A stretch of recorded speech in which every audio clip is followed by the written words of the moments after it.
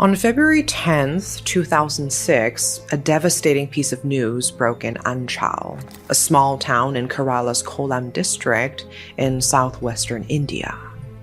A triple homicide had been committed, but unlike many such cases, the police identified the culprits almost immediately. They had names, photographs, financial records, and witnesses who could identify both suspects. But the two men responsible had simply vanished. What followed was one of the most frustrating pursuits in Kerala's criminal history. Investigators chasing leads across multiple cities, tracking ATM withdrawals, coordinating with the army, and watching every promising trail go cold. After almost 2 decades, it seemed like these men might never be caught. That is, until the police made one last desperate move. They turned to AI. This is the Kerala triple murder case.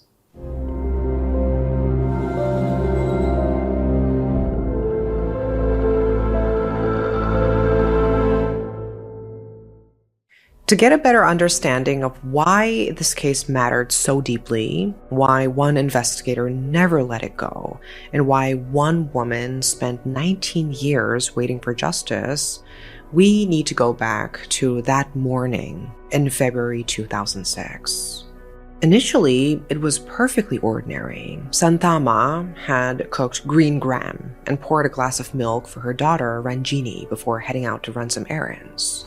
Ranjini needed her strength. She had just become a mother herself. Her twin daughters were only 17 days old.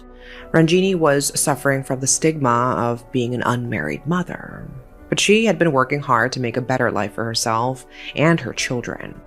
What Ranjini didn't know was that someone had already decided she wouldn't live to see her plans through. By the time Santama returned, Ranjini and both babies were dead, their throats slit. But before we dive into exactly what happened, we should learn more about the women at the center of the story, starting with Santama. Santama's life had never been easy. She'd gotten married, built a family, had a beautiful daughter, and then her husband walked out on them before Ranjini even had the chance to grow up. And just like that, Santama was on her own. As a single mother, she took whatever work she could find, eventually landing a job at a factory. The pay wasn't much, but it was enough to keep her daughter comfortable. At some point, Santama had to undergo a hysterectomy. And through all that, Ranjini offered her constant support, her reason to keep going. As Santama herself put it, "My child was all I had to take care of me." By the time Ranjini was an adult, she lived in Anchal with her mother in a small, simply furnished house.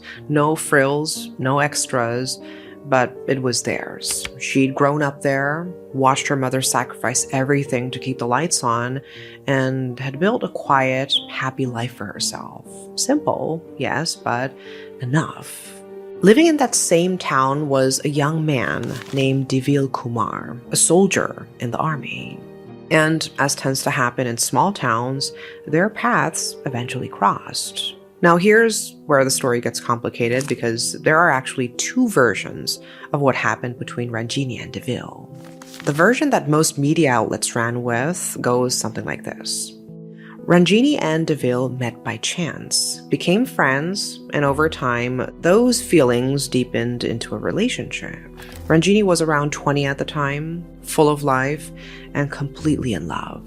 She believed this was it, that the two of them would never be separated. They weren't married, and maybe they shouldn't have made things physical, but they felt so happy with each other that they crossed that line willingly.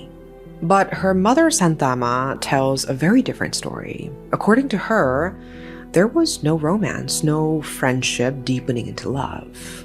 In fact, no kind of relationship at all.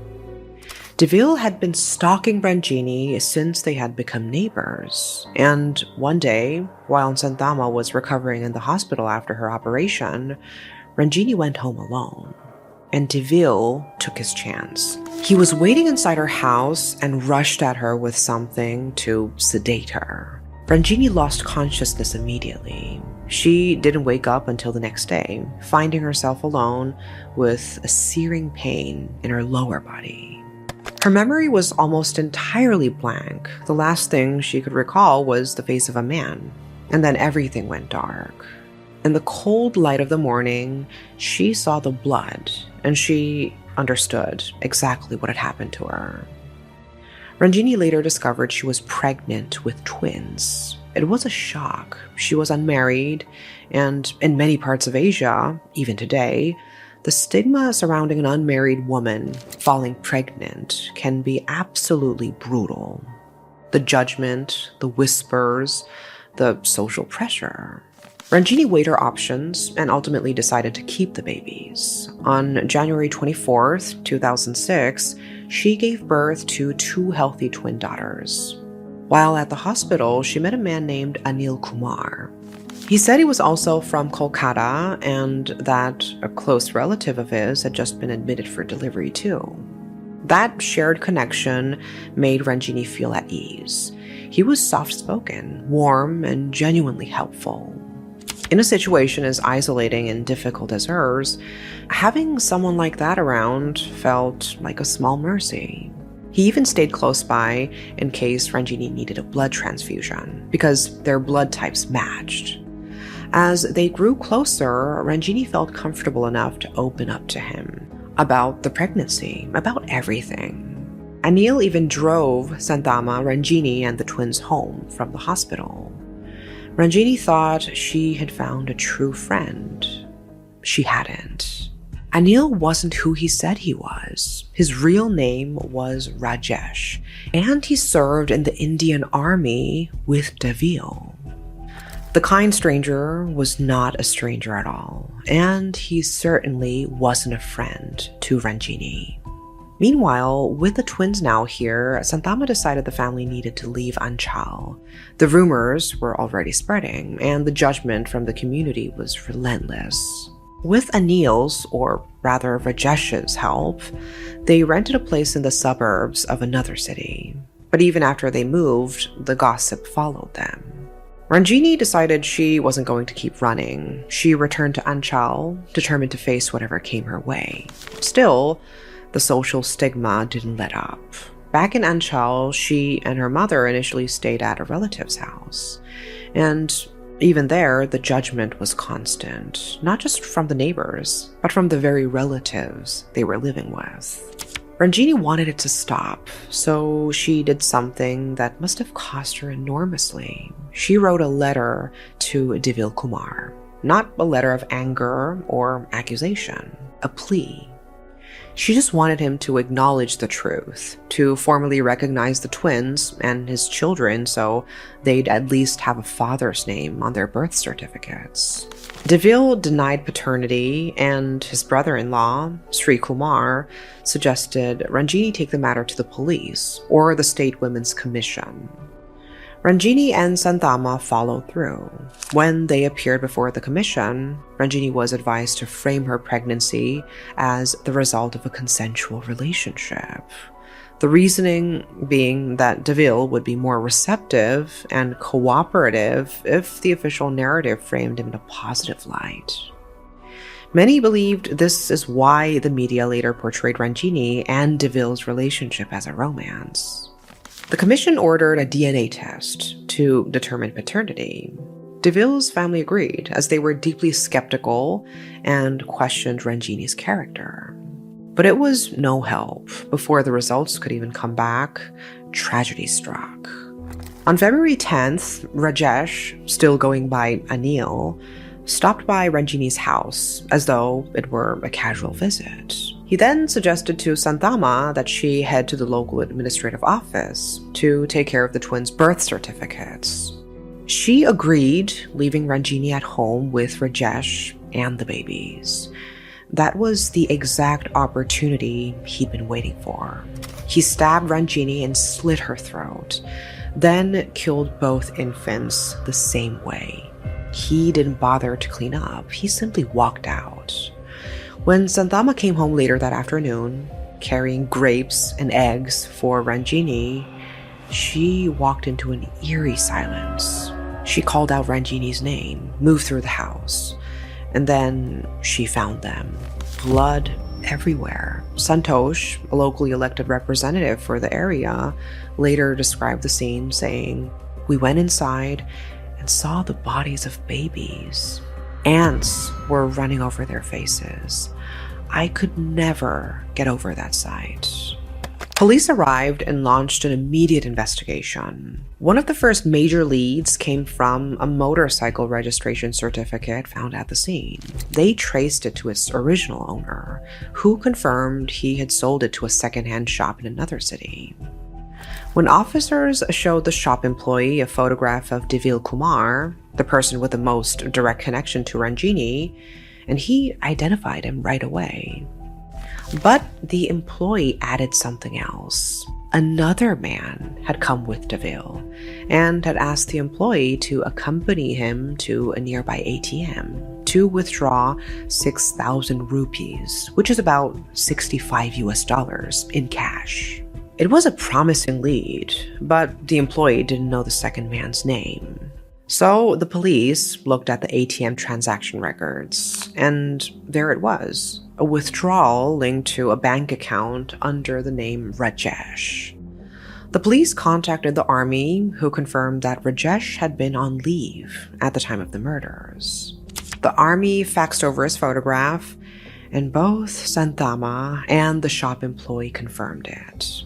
The man they had met was, in fact, Rajesh. The big picture was coming together. Devil had almost certainly planned the murders from the moment he found out about Ranjini's pregnancy. He'd enlisted Rajesh to get close to Ranjini and lower her guard. And when the moment was right, Rajesh carried out the killings. But while the police were getting their case together, Devil had clearly gotten wind that he was a suspect. He deserted the army and went on the run. Rajesh never returned to the military at all, leading the army to officially declare the two of them deserters in March 2006, just weeks after the murders. The police, led by then District Inspector Shanavaz, chased every lead to track them down. ATM records show Devil traveling to Delhi, Nashik, and Nagpur. Police traveled to these cities hot on their trail, but every single time, Devil and Rajesh slipped away. In 2010, the High Court handed the investigation over to the Central Bureau of Investigation, or CBI. By 2013, the CBI had formally indicted both men. The court even declared them as proclaimed offenders, legally recognizing them as fugitives from justice. But still, no arrests were made. The trail had gone completely cold. Years went by, and then, one day, one conversation changed everything. Shanavaz, now a superintendent of police, found himself discussing the case with colleagues at the Kerala Police Intelligence Wing. Maybe it was a way of processing it, of carrying the weight of a case that he had never been able to close. For Shanavaz, it had never really ended. He still saw Santama's face in his mind, still felt the sting of knowing there were wanted fugitives who had roamed free for years without consequence. What he didn't expect was that one of those colleagues would take the challenge and run with it.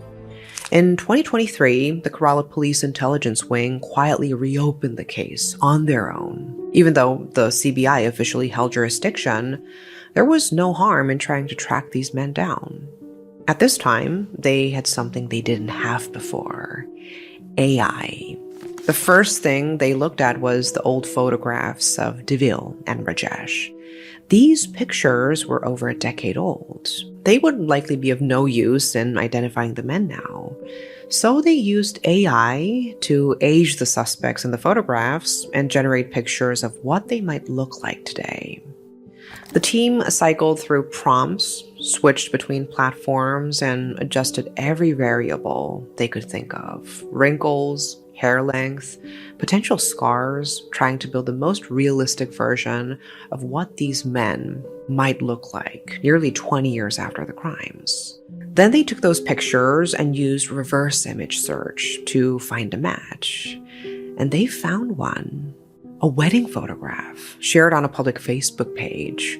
Sources differ on which of the two was identified first. Some say it was DeVille, others say Rajesh. Either way, the police had finally tracked these men down to the city of Puducherry.